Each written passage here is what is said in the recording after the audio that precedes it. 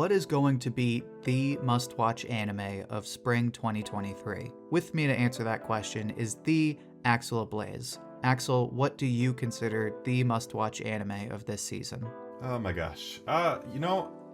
For me, I would say that there are 5 must-watch anime for this season.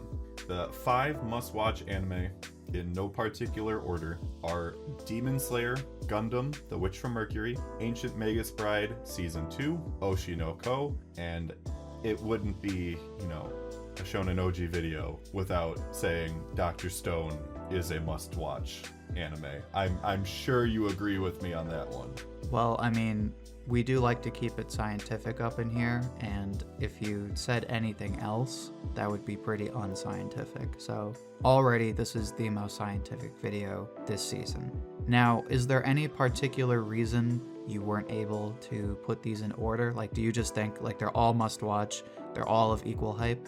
I think that they're, for the most part, all equal hype, at least for me. The one that I'm probably most hyped for would be Gundam, and the only reason why I'm saying that is because it is an original anime. This is the only one where, of the 5 that I listed, we don't know what the plot is going to be.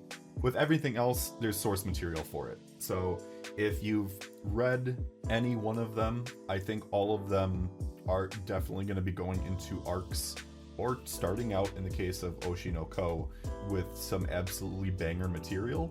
But just because I don't know what's happening is why I have Gundam at the top. And I think at the very least that's a valid reason for it. So let me ask you this then, because obviously I have no grudge with Dr. Stone being up there. Demon Slayer we'll get into. I want to ask you, why don't you think Jigokuraku is a must-watch? And I only ask because, in my experience, and we can get into this a bit later, the people who read this manga seem to have been in love with it at the time, and I'm seeing a lot of renewed excitement for it now, and it's being animated, produced, whatever, by MAPPA. That's just another level of hype behind it. So why don't you have it in must-watch? So I have that in the hype tier because absolutely, there is a lot of love for Hell's Paradise. It was definitely one where it was slept on by a lot of people when it was originally running, partly because it was a Shonen Jump Plus. It was a Jump Plus series, so it wasn't part of the traditional magazine. The reason why it's in hype instead of must-watch is because of my concerns with production. Hell's Paradise, I believe, is a 13-volume series, and the concern that people have is that they're going to try and condense all of Hell's Paradise into just a 2-course anime. There is that legitimate concern of, oh no, what are they going to cut out / condense if it is only going to be around 24 episodes? And I think that's an absolutely legitimate cause for concern. On top of that too, it was seemingly in production hell for quite some time. Like, the Hell's Paradise anime got announced very shortly after the manga ended, and it has been several years that we're now finally getting it. Right. Okay. Well, you definitely helped me with my decision then, as far as like what's the outlook on this anime, because while I have my impressions of the manga and what the fans were like at that time, I have not read any of this, and I honestly don't know how it's going to perform. So getting into what I have for must watch, from top to bottom, I have Dr. Stone, I have Jigokuraku, which I'm going to leave for now, and then at the bottom of must watch, I have Demon Slayer. So Jigokuraku, obviously in the middle. Dr. Stone, despite my overwhelming bias, has so much going for it this season. You have tons and tons of exciting content to look forward to this season, and it's really, I've said this before about this arc, it's kind of the best of everything Dr. Stone has to offer in one arc. Like, they really flexed all of Dr. Stone's strengths in this arc, and I think everyone will agree by the end of this season. So now we get to Demon Slayer and why I have it in the bottom of Must Watch. I think this is going to be a solid season. However, this is one of the most underwhelming arcs of Demon Slayer. The villains are uninteresting, and the fights are probably going to look very cool and be much better in the anime, but at least in the manga, they're like, eh. And if I'm being totally honest, there are some cool characters that get brand new introduced and also properly introduced, but they're not nearly as hype as previous characters. What are your thoughts on that? It's not going to be as compelling as the Red Light District arc, just because, I mean, the Sound Hashira is just a force of nature. He had such gravitas that, like, he really made it. And the villains in that particular season were also really great. I think I do agree. When you look at the villains of this next one, they are a little bit more underwhelming.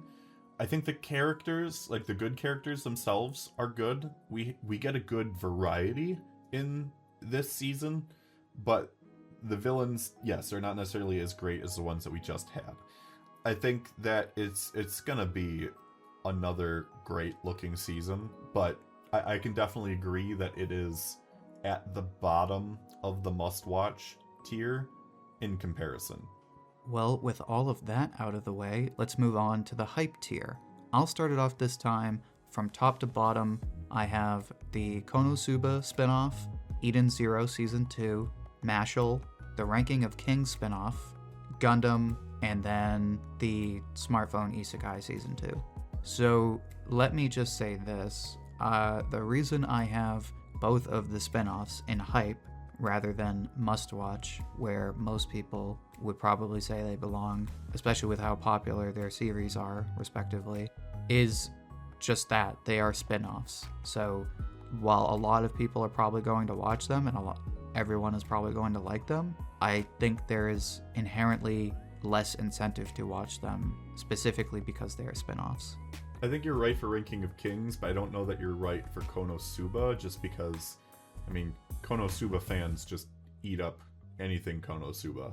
That's why I put the Ranking of Kings spin-off in sleeper tier, but I did agree with Konosuba being in the hype tier. Yeah, so we're generally of the same opinion, though. Like, the fact that they are spin-offs is going to affect it, but I can get behind the idea that with Konosuba, at least, it's going to be significantly less so than with Ranking of Kings.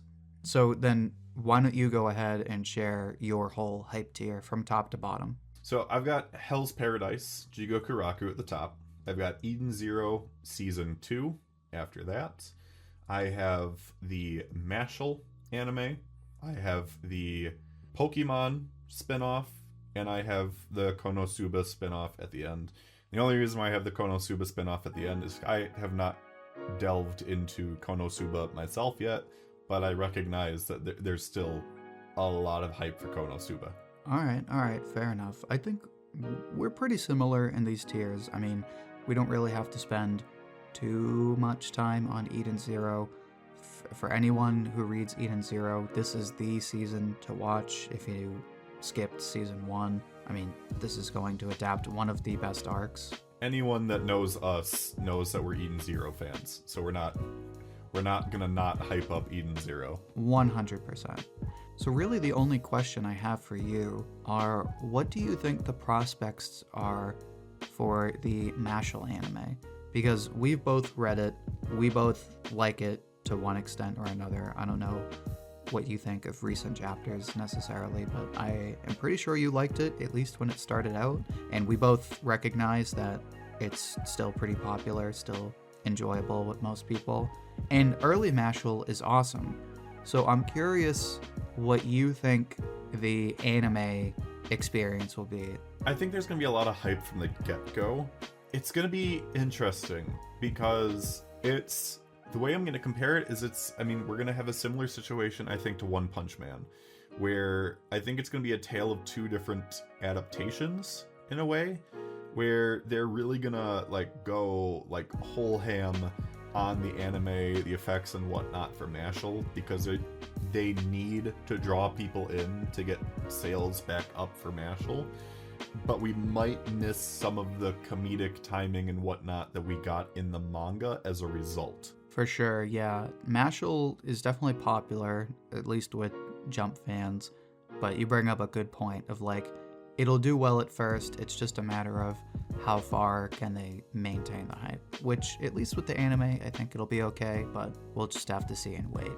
So for hype tier, the only other question I have left, because I put it in Sleeper, but I put it at the top of Sleeper, what made you put the Pokemon Horizons anime in hype tier? I'm just honestly excited for something different at this point. While I'm sad to see Ash finally go, you can only retread the same character story and development so many times.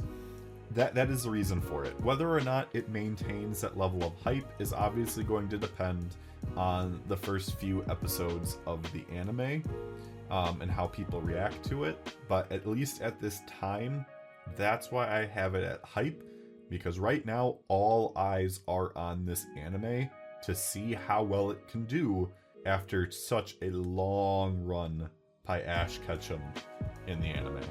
So now let's go ahead and go into the Sleeper tier. Now, this is going to be an interesting one because before we started recording, Axel and I both said that we didn't really have any negative feelings about this season. So from here on out, this is going to be very interesting how this turns out. So why don't you start this time from top to bottom? What do you have in your Sleeper tier? So in my Sleeper tier, I have the Ranking of Kings spinoff at the top. I have the Cafe Terrace and its goddesses at number 2. I have Ao no Orchestra at 3, and Tonikaku Kawaii Season 2, or Fly Me to the Moon Season 2. Okay. So I put Pokemon in the top, then I put the Ancient Magus Bride, then Tonikaku, then I put Ao no Orchestra.